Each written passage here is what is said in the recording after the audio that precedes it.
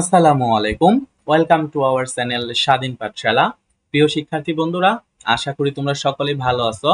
আজ আমি আলোচনা করব সপ্তম শ্রেণীর বই থেকে 12তম অধ্যায় শুভস প্রমিস, এই অধ্যায়ের 12.3 নিয়ে। রিড পড়ো the note on the present continuous tense, অর্থাৎ ঘটমান বর্তমান কালের উপর নোটটি পড়ো। ইন দ্য বক্সে অ্যান্ড এবং discuss in pairs or group, এবং এটি জোড়ায় অথবা দলে দলে আলোচনা করো। অর্থাৎ আমাদের এখানে আমরা দেখতে পাচ্ছি একটি নোট দেয়া আছে। এই নোটটি লেখা আছে প্রেজেন্ট কন্টিনিউয়াস টেন্সের উপর। অর্থাৎ আমরা সেটি এখন পড়বো যে আসলে প্রেজেন্ট কন্টিনিউয়াস টেন্স কিভাবে সংগঠিত হয় এবং আমরা কিভাবে চিনবো প্রেজেন্ট কন্টিনিউয়াস টেন্সকে। প্রিয় শিক্ষার্থী বন্ধুরা, আশা করি টেন্স সম্পর্কে তোমাদের একটি পূর্ণাঙ্গ ধারণা আছে। যে আমরা জানি যে প্রধানত টেন্স তিন প্রকার: প্রেজেন্ট টেন্স, পাস্ট টেন্স এবং ফিউচার টেন্স। আর প্রত্যেকটি টেন্সকে চার ভাগে করে ভাগ করা হয়েছে: present indefinite, present continuous, present perfect এবং প্রেজেন্ট পারফেক্ট কন্টিনিউয়াস। তো আমরা আজকে দ্বিতীয়তম যে ধাপটি আছে প্রেজেন্ট কন্টিনিউয়াস, অর্থাৎ ঘটমান বর্তমান কাল, এই ধাপটি নিয়ে আলোচনা করব। অথবা present progressive tense talks about, অর্থাৎ প্রেজেন্ট প্রোগ্রেসিভ টেন্স নিয়ে আলোচনা করব। সো প্রেজেন্ট কন্টিনিউয়াস টেন্সটি আমরা আসলে কিভাবে চিনবো যেটা প্রেজেন্ট কন্টিনিউয়াস টেন্স। তো এখানে আমাদের প্রেজেন্ট কন্টিনিউয়াস টেন্স সম্পর্কে তিনটি ধাপ দেওয়া আছে। আমরা স্টেপ বাই স্টেপ এই তিনটি ধাপ যদি ভালো করে পড়ি তাহলে আমরা প্রেজেন্ট কন্টিনিউয়াস টেন্সকে আমরা সঠিকভাবে চিনতে পারবো। সো প্রথমে এখানে দেওয়া আছে অ্যান অ্যাকশন, একটি ঘটনা বা একটি কাজ টেকিং প্লেস, সংগঠিত হয়, এট দ্য মোমেন্ট, যেই মুহূর্তে, অফ স্পিকিং, যখন বলা হয়। অর্থাৎ আমি যখন একটি কাজের কথা বলবো, ঠিক যখন বলছি ওই মুহূর্তেই কাজটি হচ্ছে, তখনই সেটা হচ্ছে কন্টিনিউয়াস টেন্স। এখানে উদাহরণ বলছে, ফর এক্সাম্পল, নাও, এখন, ইউ আর রিডিং, তুমি পড়ছো, এ নোট, একটি note, on present continuous tense, present continuous tense সম্পর্কে তুমি একটি নোট পড়ছো। মানে এই যে বর্তমানে তুমি এই মুহূর্তে যে নোটটি পড়ছো এটা চলমান অবস্থায় আছে। সো এটা হচ্ছে প্রেজেন্ট কন্টিনিউয়াস টেন্স। 2 নম্বরে বলছে অ্যান অ্যাকশন, একটি ঘটনা বা কাজ, that may not be exactly happening, অর্থাৎ সেটি এই এক্স্যাক্টলি সঠিকভাবে এখনই ঘটছে তেমনটা নয়। হোয়েন স্পিকিং, যখন কথা বলা হচ্ছে, আমি যখন কথাটা বলছি এই মুহূর্তে যে কাজটি ঘটতে হবে এমন নয়, সেটাও প্রেজেন্ট কন্টিনিউয়াস টেন্স হবে। ফর এক্সাম্পল, উদাহরণস্বরূপ, মাই ফ্রেন্ড, আমার বন্ধু, Rimi is taking swimming lesson, অর্থাৎ সে এখন সাঁতার কাটার প্রশিক্ষণ নিচ্ছে বা সেই সম্পর্কে শিখছে। অ্যাকচুয়ালি, প্রকৃতপক্ষে, Rimi is not taking swimming lesson, সে এখন এক্স্যাক্টলি যে সুইমিং করে শিখছে তা নয়। When she is talking about it, যখন সে এই বিষয়টা নিয়ে বলছে ঠিক তখন সে সাঁতার কাটা শিখছে না। তার মানে জাস্ট বলছে, সে শুধুমাত্র বলছে আমি এইভাবে সাঁতার কাটছি, কিন্তু সে সাঁতার কাটছে না, জাস্ট বলছে। এই কথাটা এখানে বলা আছে। আর 3 নাম্বারটা যেটা বলছে, an arrange or plant action, অর্থাৎ একটি ব্যবস্থা করা অথবা পরিকল্পনা করা। যদি কোনো কিছুর ব্যবস্থা অথবা পরিকল্পনা করা হয় সেটা হচ্ছে present continuous tense. For example, উদাহরণ হিসেবে, নেক্সট উইক, পরবর্তী সপ্তাহে, we are going to visit a new place, আমরা একটি নতুন জায়গা ভ্রমণে যাব। অর্থাৎ আমরা এখন প্ল্যানিং করতেছি, সেটা হচ্ছে একটা নতুন জায়গাতে আমরা আগামী সপ্তাহে ভ্রমণে যাব, সেটাই হচ্ছে প্রেজেন্ট কন্টিনিউয়াস টেন্স। প্রিয় শিক্ষার্থী বন্ধুরা, আমি তোমাদেরকে একটু ক্লিয়ার করতেছি প্রেজেন্ট কন্টিনিউয়াস টেন্স সম্পর্কে। অর্থাৎ আমরা যখনই কোনো বাক্য পাই না কেন, সেই বাক্যের মধ্যে যদি ভার্বের সাথে, অর্থাৎ ভার্বের সাথে যখনই কোনো আমরা আইএনজি শব্দটা পাই, যদি ভার্বের সাথে যখনই আমরা আইএনজি শব্দটা পাবো, তখনই সেটা হচ্ছে কন্টিনিউয়াস টেন্স। অর্থাৎ সহজ কথা, কোনো বাক্যের মধ্যে ভার্বের সাথে যদি আইএনজি শব্দটা থাকে সেটাই হচ্ছে কন্টিনিউয়াস টেন্স।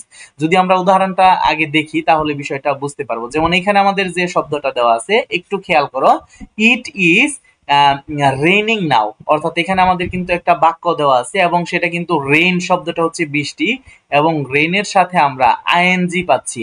অর্থাৎ যখনই আইএনজি থাকবে তখনই সেটা কন্টিনিউয়াস টেন্স হবে। অর্থাৎ it is raining now, that's mean এখানে আইএনজি আছে, তার মানে ওটা হচ্ছে কন্টিনিউয়াস টেন্স। এবং এখানে ইজ শব্দটা আছে, অর্থাৎ এম ইজ আর শব্দটি আছে, অতএব এটা হচ্ছে কন্টিনিউয়াস টেন্স। তোমাদের বোঝার সুবিধার্থে এই ব্যাপারটা নিয়ে আমি একটু বিস্তারিত আলোচনা করতেছি। যেমন আমরা সহজে বলবো, যেমন I am I am reading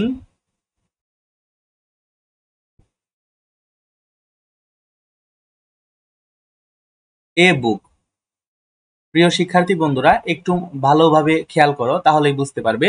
যেমন আই এম রিডিং এ বুক, এখানে রিড শব্দটি হচ্ছে ভার্ব এবং তার সাথে আমি কি করেছি, আইএনজি শব্দটি যুক্ত করেছি।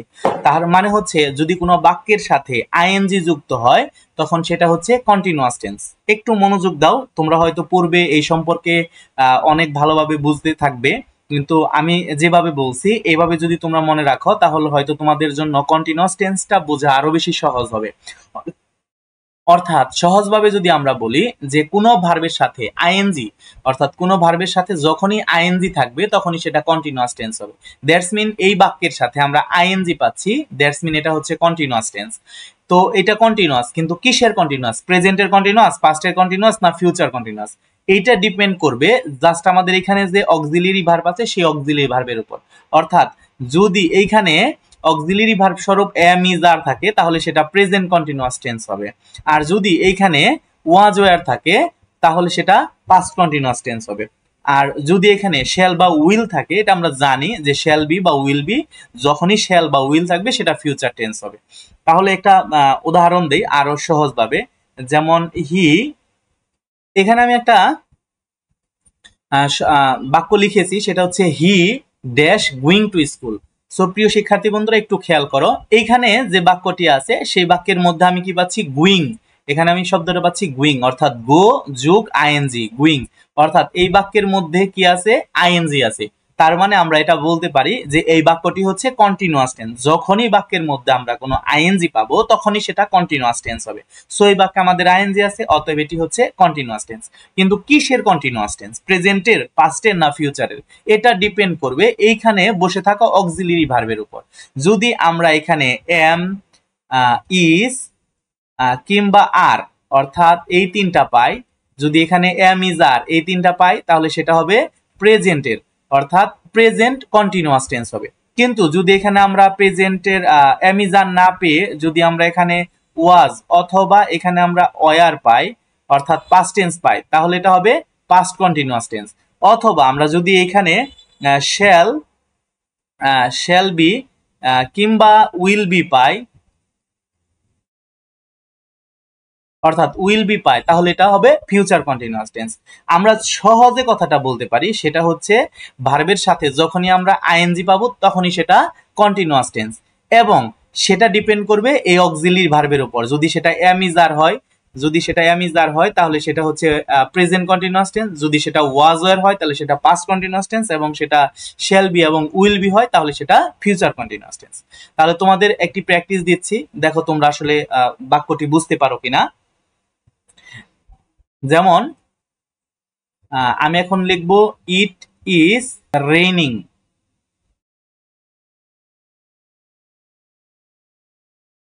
ইট ইজ রেইনিং, বৃষ্টি হচ্ছে। তো এই বাক্যটিকে আমরা কি বলবো, তো এখানে হচ্ছে রেইন, বৃষ্টি হওয়া। সো বৃষ্টি হচ্ছে রেইন, তার সাথে আছে আইএনজি, অর্থাৎ যেহেতু এটা আইএনজি সেহেতু সেটা হচ্ছে কন্টিনিউয়াস টেন্স, এবং এখানে আমরা কি পাচ্ছি, ইজ পাচ্ছি। তো এম ইজ আর হচ্ছে প্রেজেন্ট টেন্স, এই জন্য এটা হচ্ছে প্রেজেন্ট কন্টিনিউয়াস টেন্স। কিন্তু এখানে যদি এমন হইতো যে এখানে ওয়াজ আছে তাহলে আমরা কি বলতাম যে ইট ওয়াজ রেইনিং, তাহলে কি হবে, এটা হচ্ছে পাস্ট কন্টিনিউয়াস টেন্স, কারণ হচ্ছে আইএনজি মানে হচ্ছে কন্টিনিউয়াস টেন্স এবং ওয়াজ মানে হচ্ছে পাস্ট টেন্স। সো এটা হচ্ছে পাস্ট কন্টিনিউয়াস টেন্স। প্রিয় শিক্ষার্থী বন্ধুরা আশা করি তোমরা বিষয়টা বুঝতে পেরেছো। এ পর্যায়ে আমরা টেক্সট বুক দেখবো, এখানে আমাদের সেম বিষয়গুলো বলা আছে, আমরা একটু বিষয়টাকে বুঝে নেই। এখানে আমাদের বলছে the verb form of present continuous tense, অর্থাৎ ভার্বের গঠনগুলো প্রেজেন্ট কন্টিনিউয়াস টেন্সে যেভাবে থাকে সেটা বলছে সাবজেক্ট থাকবে প্রথমে, তারপরে এম ইজ আর থাকবে, এবং হচ্ছে মেইন ভার্ব থাকবে, তার সাথে আইএনজি থাকবে। আমরা যে কথাটা বলেছি অবশ্যই আইএনজি থাকবে, এবং এখানে আমরা প্রেজেন্টের জন্য এম ইজ আর পাবো। সো এক্সাম্পল হিসেবে পাচ্ছি ইট ইজ রেইনিং নাও। আমরা পরের বাক্যটাও দেখি, the negative verb from of the present continuous tense, অর্থাৎ প্রেজেন্ট কন্টিনিউয়াস টেন্সে নেগেটিভ কিভাবে থাকবে। নেগেটিভ মানে হচ্ছে আমরা এখানে কি পাবো, প্রিয় শিক্ষার্থী বন্ধুরা দেখো এই যে মেইন ভার্ব আছে তার সাথে আইএনজি আছে, তার মানে আমরা এখানে আইএনজি আছে মানে আমাদের কন্টিনিউয়াস টেন্স। আর নেগেটিভ মানে হচ্ছে নট, তার মানে অক্সিলিয়ারি ভার্বের সাথে আমাদের নট যোগ করা থাকবে, তার মানে এটা নেগেটিভ হয়ে যাবে। অর্থাৎ নট যোগ করা থাকবে এটা নেগেটিভ হবে, নট যোগ করা থাকবে না এটা নেগেটিভ হবে না। অর্থাৎ নট না থাকলে সেটা অ্যাফার্মেটিভ হবে, নট থাকলে সেটা নেগেটিভ হবে। তার মানে অ্যাফার্মেটিভ আর নেগেটিভের মধ্যে পার্থক্য তৈরি করতেছে শুধুমাত্র এই নট। তো তারপরে আমরা কি উদাহরণটা দেখতে পাচ্ছি, এখানে বলছে the sun is not shining. খেয়াল করো এখানে শাইনিং এর সাথে আইএনজি আছে, এখানে আইএনজি আছে মানে এটা কন্টিনিউয়াস টেন্স, এবং এখানে এম ইজ আর আছে মানে হচ্ছে এটা present continuous tense, are not আছে মানে এটা নেগেটিভ। তারপরে আমরা কি পাচ্ছি, the interrogative verb form of the present continuous tense, অর্থাৎ প্রেজেন্ট কন্টিনিউয়াস টেন্স ইন্টারোগেটিভে কিভাবে থাকবে। তো এটাও খুবই সহজ। আমরা সর্বপ্রথম কি পাচ্ছি, অক্সিলিয়ারি ভার্ব পাচ্ছি, তারপরে সাবজেক্ট পাচ্ছি, মেইন ভার্ব এবং আইএনজি পাচ্ছি। যখনই আমরা আইএনজি পাবো তখনই সেটা কন্টিনিউয়াস টেন্স। অর্থাৎ এখানে আমরা রেইনের সাথে আইএনজি পাচ্ছি, তার মানে এটা কন্টিনিউয়াস টেন্স। অর্থাৎ কন্টিনিউয়াস টেন্স কার উপর ভিত্তি করবে, সেটা হচ্ছে অক্সিলিয়ারি ভার্বের উপর ভিত্তি করবে। অর্থাৎ ইজ ইট রেইনিং নাও, এখন কি বৃষ্টি হচ্ছে, তার মানে এটা হচ্ছে ইন্টারোগেটিভ আকারে থাকবে। অক্সিলিয়ারি ভার্ব যখনই সামনে থাকবে, শুরুতে থাকবে, তখনই সেটা ইন্টারোগেটিভ হবে।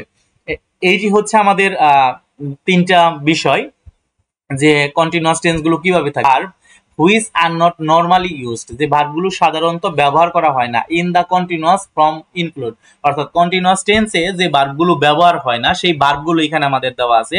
যে ভার্বগুলো কন্টিনিউয়াস টেন্সের জন্য প্রযোজ্য না, অর্থাৎ যার সাথে কখনোই কি হবে না, যোগ আইএনজি হবে না, অর্থাৎ আইএনজি হবে না, সেই ভার্বগুলো এখানে আমাদের দেওয়া আছে। যেমন সি এর সাথে আমরা আইএনজি করি, সিং। তারপর হচ্ছে hear, smell, notice, feel, like, hate, think, believe, agree, remember, know, look, love etcetera. এই শব্দগুলো নরমালি আমাদের আইএনজি যোগ করে সেটা কন্টিনিউয়াস টেন্স হয় না। এই শব্দগুলোই আমাদের এখানে বলা আছে। যেমন ফর এক্সাম্পল উদাহরণ হিসেবে বলছে, হোয়েন ইউ স্মেল সামথিং, যখন কোনো কিছুর তুমি সুগন্ধ পাবে, ইউ ডোন্ট সে, তুমি বলতে পারবে না আই এম স্মেলিং, অর্থাৎ আমি সুগন্ধ পাচ্ছি। এখানে কিন্তু আইএনজি আছে, তার মানে তো কন্টিনিউয়াস টেন্স, এবং তার সাথে এম ইজ আরও আছে, সো এটা প্রেজেন্ট কন্টিনিউয়াস টেন্স হওয়ার কথা। কিন্তু এখানে আমাদের সূত্র বলা ছিল, সেটা হচ্ছে যদি কখনো স্মেল শব্দটি থাকে, স্মেলের সাথে কখনো আইএনজি বসে সেটা স্মেলিং করা যাবে না, তাহলে বাক্যটা কি হয়ে যাবে, আই এম স্মেলিং, আমি সুগন্ধি, আমি সুগন্ধি। এ সুইট ফ্রেগ্রেন্স, ইউ সে, তোমাকে বলতে হবে I smell a sweet fragrance, অর্থাৎ আমি একটি সুন্দর সুবাস পাচ্ছি। এই হচ্ছে আমাদের বাক্যটি, অর্থাৎ এই সমস্ত শব্দের সাথে নরমালি আইএনজি যোগ হয়ে কন্টিনিউয়াস টেন্স গঠিত হয় না। প্রিয় শিক্ষার্থী বন্ধুরা, এই ছিল হচ্ছে আমাদের কন্টিনিউয়াস টেন্স সম্পর্কে আলোচনা। আশা করি তোমরা বুঝতে পেরেছো।